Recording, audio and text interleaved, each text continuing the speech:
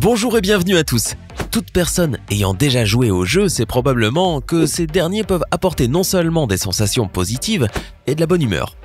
Certains jeux, aujourd'hui, nous avons sélectionné pour vous les jeux les plus agaçants et les plus difficiles qui peuvent amener n'importe qui à se cogner contre le mur.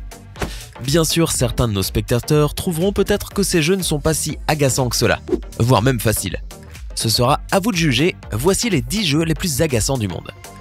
N'hésitez pas à liker la vidéo si elle vous plaît et si vous êtes nouveau sur la chaîne, n'oubliez pas de vous abonner et d'activer la notification pour ne rater aucune de nos prochaines vidéos. On commence.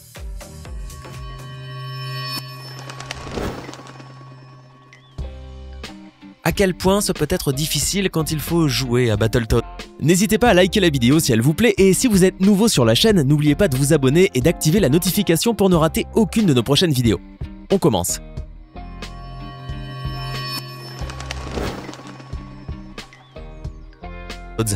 Oh, si vous avez joué à Battletoads, vous savez ce que c'est. Les héros dont le but principal est de tout tuer et de vaincre la Reine Noire peuvent attaquer avec les mains et les pieds et utiliser des armes comme des bâtons et des grenades, ce qui paraît très normal. Qu'en est-il du manque de points de sauvegarde lorsque votre barre de santé est à 0 ou que vous vous retrouvez une nouvelle fois au point de départ? Vous devez rejouer tout le jeu encore et encore et encore et encore. Cette série en couleur d'arcade games, sortie en 2013, est constituée de 38 niveaux avec une seule musique de fond et sans histoire compliquée non plus. Vous êtes un cube lumineux qui se déplace à une vitesse constante à travers différents obstacles.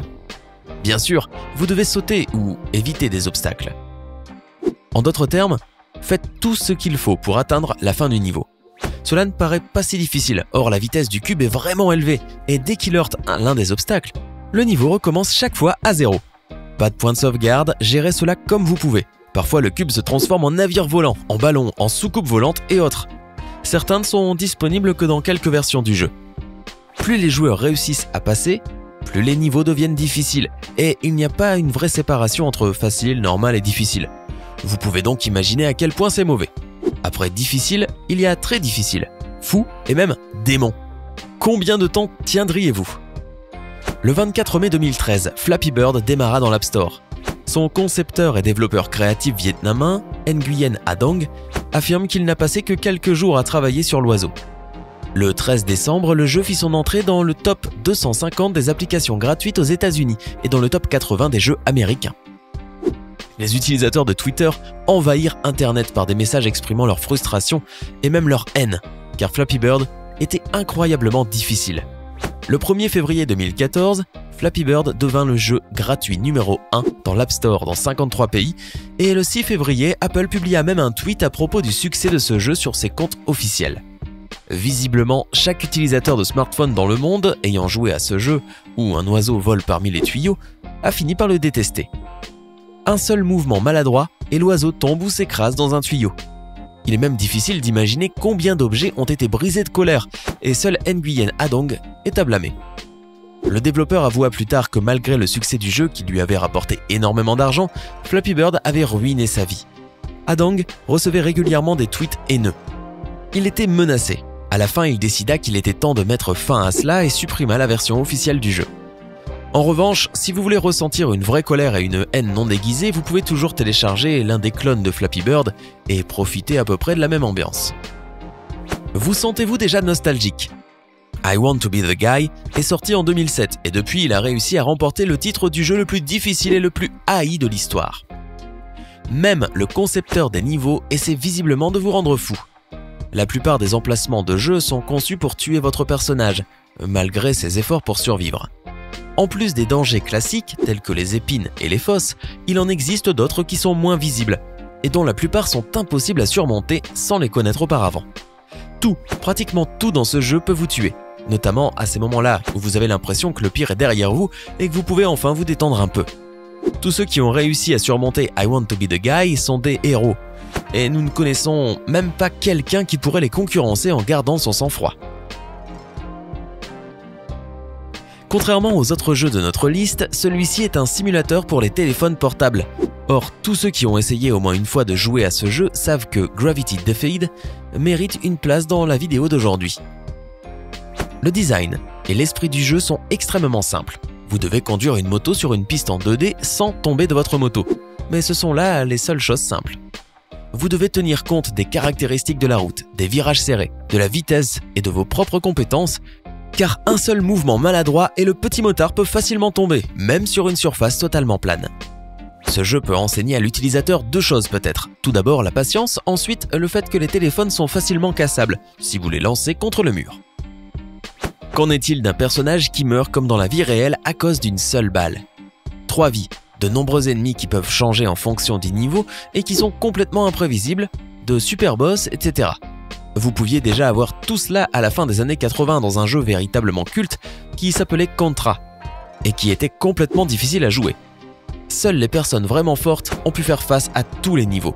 Cependant, rien n'est impossible quand on a les compétences requises.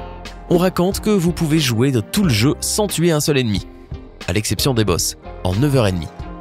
Non, nous ne savons pas comment quelqu'un pourrait arriver à cela. À première vue, ce jeu n'est pas différent des autres plateformes. Il comporte un personnage qui doit atteindre la cible et de nombreux obstacles qui se dressent sur son chemin. Le jeu se déroule dans un vaisseau spatial qui s'écrase, ce qui entraîne la dispersion des membres d'équipage sur la carte. Le personnage principal, le capitaine Viridian, qui est contrôlé par le joueur, doit évidemment sauver tout le monde. La petite figure du capitaine ne possède pas d'arme. En plus, elle ne peut pas sauter. Au lieu de cela, le héros doit modifier le vecteur de gravité. En d'autres termes, il se déplace du sol au plafond et vice-versa. Mais ce n'est pas si facile quand il y a des épines partout, d'étranges fantômes et des créatures qui sont en gros assez difficiles à décrire. Au début, on a l'impression que le jeu est amusant. Une demi-heure et une douzaine de morts plus tard, vous commencez à vous sentir enthousiaste et excité. Plusieurs heures plus tard, vous avez envie de briser l'écran. Bien sûr, le jeu est intéressant. Il est en couleur et ressemble à une ancienne plateforme. VVV est sorti en 2010. Il est donc vraiment moderne mais extrêmement frustrant. Si vous utilisez Google Chrome, vous avez probablement déjà joué à ce mini-jeu représentant le pixel Dino. Si votre connexion internet est perdue, vous pouvez contrôler le T-Rex en sautant par-dessus les cactus et en esquivant les ptérodactyles. Cette œuf de Pâques fut trouvée pour la première fois par François Beaufort le 25 septembre 2014. Le jeu est très simple. Le dinosaure peut sauter et esquiver seulement, et la vitesse de ses mouvements augmente avec le temps. À un moment donné, les jours se transforment en nuit, et ainsi de suite. Alors, comment ce jeu inoffensif pourrait-il être si agaçant? Eh bien, vous avez beau essayer d'atteindre la fin, cela n'arrivera jamais. Même après avoir passé de longues heures devant l'écran blanc, vous n'arriverez pas au boss final, et vous n'obtiendrez pas un grand nombre de points. Tout cela est tout simplement sans intérêt. Ce jeu n'a pas de fin. Et dans les moments les plus inopportuns, Internet peut tout à coup revenir, et c'est juste... Ah. Même les gens qui ne sont pas proches des jeux sur PC doivent connaître les Super Mario Bros. Ce jeu vidéo, développé et lancé en 1985 par la société japonaise Nintendo, est classé dans le livre Guinness des records comme étant le jeu le plus vendu de l'histoire. Cependant, ce n'est pas de ce jeu-là que nous allons parler. En février 2007 est apparue une parodie de Super Mario Bros, utilisant des éléments similaires et ressemblant dans l'ensemble au même jeu, à peu près, à l'exception de quelques détails majeurs. Tout d'abord, le personnage principal de Cat Mario n'était pas un plombier italien moustachu, mais un chat blanc. Deuxièmement, toute chose peut représenter un piège. Un champignon qui peut vous tuer une fois que vous en avez mangé, ou non. Un poisson blanc qui peut apparaître de n'importe quel tuyau, ou non. Des plugs cachés qui apparaissent si vous les touchez et qui sont capables d'éclater le personnage. Le plafond peut tomber sur le sol, des épines poussent sur les plateformes, les ennemis tombent d'en haut. Des éléments vraisemblablement inoffensifs s'avèrent être mortellement dangereux. Le jeu ne comporte que 4 niveaux, or bien que l'emplacement des pièges ne change pas quand vous jouez à nouveau, cela n'aide pas beaucoup. Cependant, il est impossible d'utiliser toutes vos vies et de perdre. Après avoir perdu les 3 points initiaux, le score deviendra tout simplement négatif. À propos, pour ceux qui trouvent que les règles du jeu sont trop faciles, il existe un mode secret qui s'active en appuyant sur 0 dans le menu principal. Dans ce mode, tous les objets sont générés de manière aléatoire et le niveau peut alors devenir impossible. Peut-être que ce jeu sorti en 2017 est le plus moderne parmi tous ces jeux qui figurent sur notre liste. Bon, au moins c'est un jeu en 3D, or tout le reste est assez bizarre. Vous devez vous mettre dans la peau d'un homme silencieux nommé Diogène, qui est assis dans un chaudron. Ok, bon, pourquoi pas. Diogène a un marteau à la main, qu'il peut utiliser pour s'accrocher à des objets et se déplacer. Dans l'ensemble, c'est ça le jeu. À l'aide de la souris ou des touches, le joueur déplace le personnage en l'aidant à monter les pentes raides, et vous savez, gérer une personne assise dans un chaudron est assez difficile. Un faux mouvement, et vous pouvez tomber de n'importe quelle hauteur jusqu'au fond.